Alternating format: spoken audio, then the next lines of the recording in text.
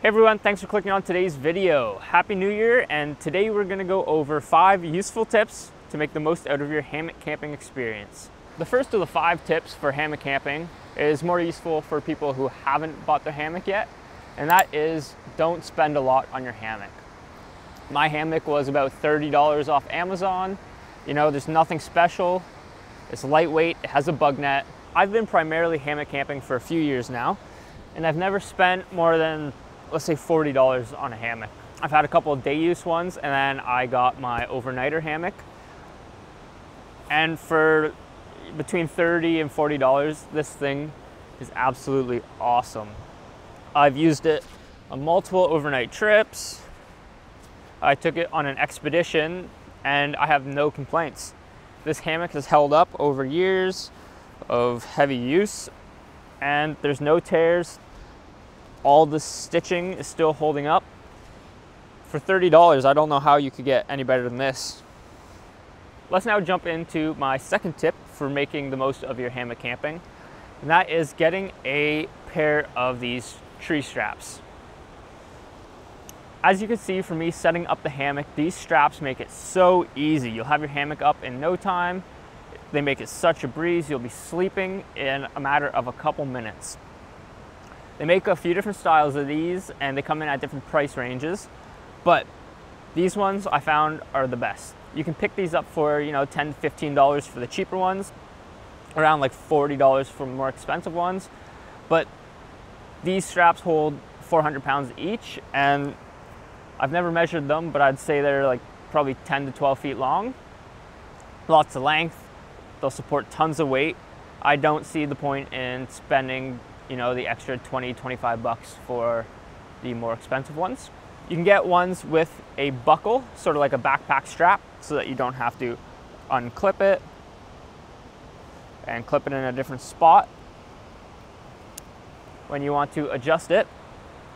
But I don't like those ones. I find they take longer to mess around and get it working right. And sometimes over the course of the night, they'll slip and you'll wake up on the ground. Now I want to take it down and put the strap back on, just so you can see how easy it is. So this just unclips here. Lay that down, pull this off.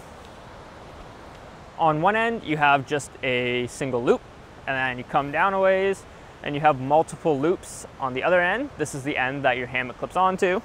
You throw the end with a single loop around the tree.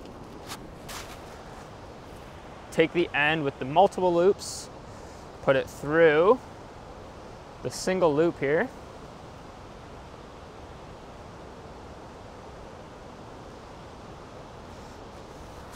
Hold it while you pull it tight so it doesn't slide down. Then you grab your hammock and you just clip it onto the desired loop. Easy as that. And tip number 2, these tree straps here, lead us into tip number 3, which is tightness of your hammock. When I first started hammock camping, I would always, you know, stretch my hammock out to its max and make it as tight as possible, because I thought I wanted to lay as straight and flat as I could without dipping down. But over time I learned that is not the case. I found that having a little bit of sag in your hammock is way comfier than stretching your hammock out and trying to make it as taut as possible, because you're never going to lay flat. When it's taut, I find I notice more that my feet are up or my head is up and my butt is sagging.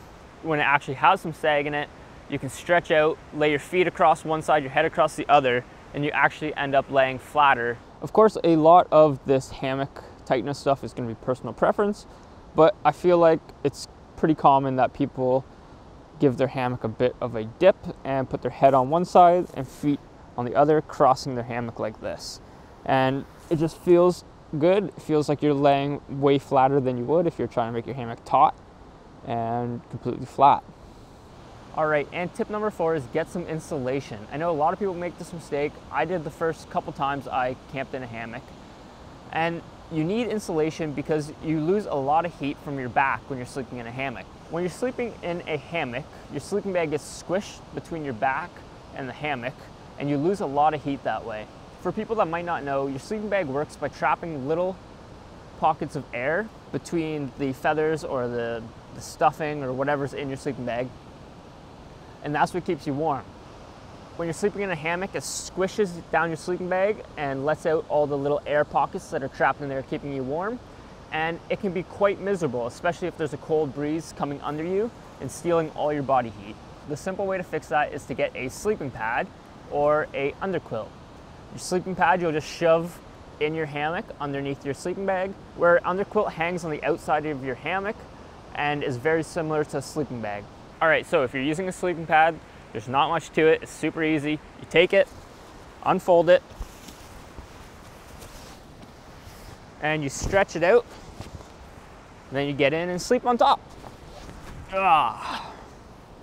The last thing we're going to talk about, tip number 5, is get yourself some fasteners for your rain fly or tarp or whatever you're using. I use these little Can-Jam XT clips, and they are amazing. They're just another thing to make your setup much easier and pain-free. How I use these is I tied a loop on one end, sort of similar to this hammock strap. You put it around the tree like so, and you just feed your clip right through the hole. Pull out the excess, repeat on the other side, and now all there is to do is take a clip, hook it onto your tarp, and all you have to do is take your excess cord here, make sure that it's in the little teeth, and you pull on it. And now my rain fly is set up just like that, super simple. You don't have to use those specific clips. I just recommend getting any type of fastener that will allow you to set up and tear down your camp much quicker and easier. This way, you set it up, you make your adjustments as you need, super simple, and you don't have to deal with your ropes binding and trying to untangle them in the morning. Thanks for checking out today's video. Let me know in the comments if there's any other tips or tricks I can help you guys with, or just any other videos you want to see. It looks like it's starting to rain, so I got it set up just in time. I'm gonna hop in and relax for a bit, but thanks again for watching the video. Like and subscribe. I'll see you guys next week.